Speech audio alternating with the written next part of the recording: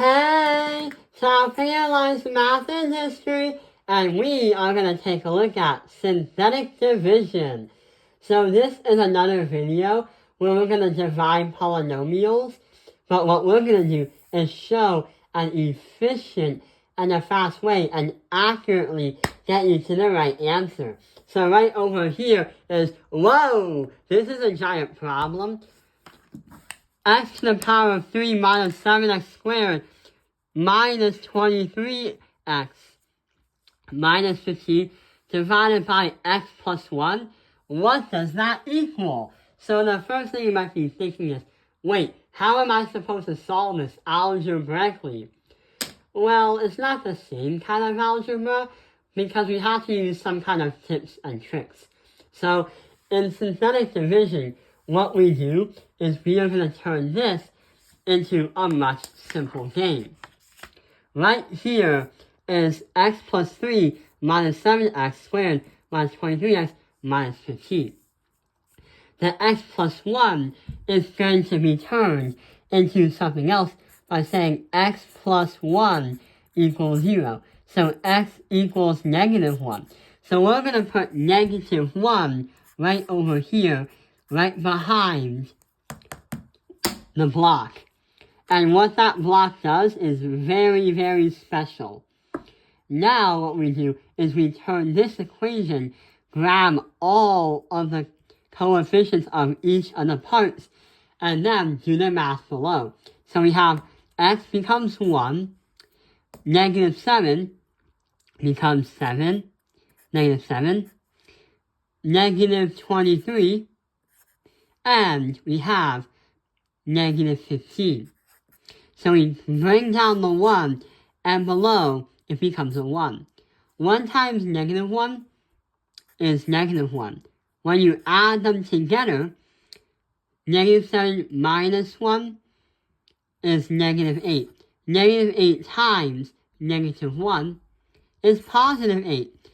Negative 23 plus 8 is negative 15. Negative 15 times negative 1 is 15. Negative 15 plus 15 is going to be 0. And when you get 0, that is going to be meaning that there is no reciprocals or there is no left over. What I meant to say is that there's no remaining things that we need to divide. And the final answer comes out from bringing everything down the power. So since this is 3, 2, 1, 0, this is going to be 2, 1, 0. So we have x squared minus 8x minus 15. And that is our final answer. Let's try to come up with another problem and see what happens. So right over here is another problem. And what we're doing is we have x to the power of 3 minus 8 divides that by x minus 2. But in reality, using the zero product property, it becomes x equals 2.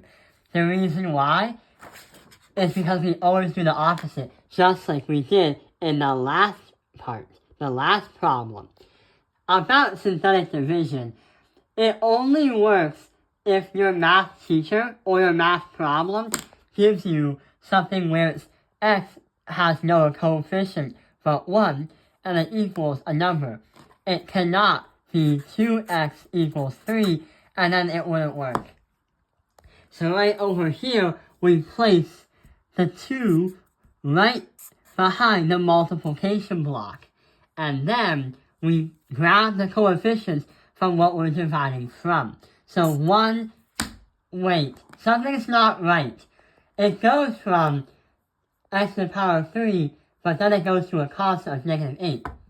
We can't just say negative 8, because in order, we still have an invisible x to the power of 2 and x to the power of 1, which represent zeros, which means they're not really in existence. They're not really there. But we have to pretend they're there. So we're going to place 0 and 0 and negative 8 right there. So when we add and do synthetic division, we place and hold this down to here. 1 times 2 is 2. 0 plus 2 is 2. 2 times 2 is 4. 0 plus 4 is 4. And 4 times 2 is 8.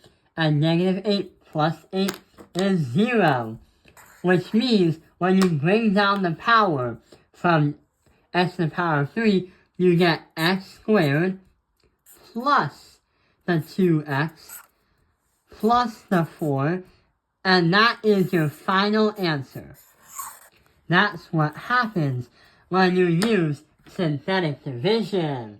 I hope this video has helped you understand synthetic division. Thank you for watching South Carolina's Math Industry. Like and subscribe.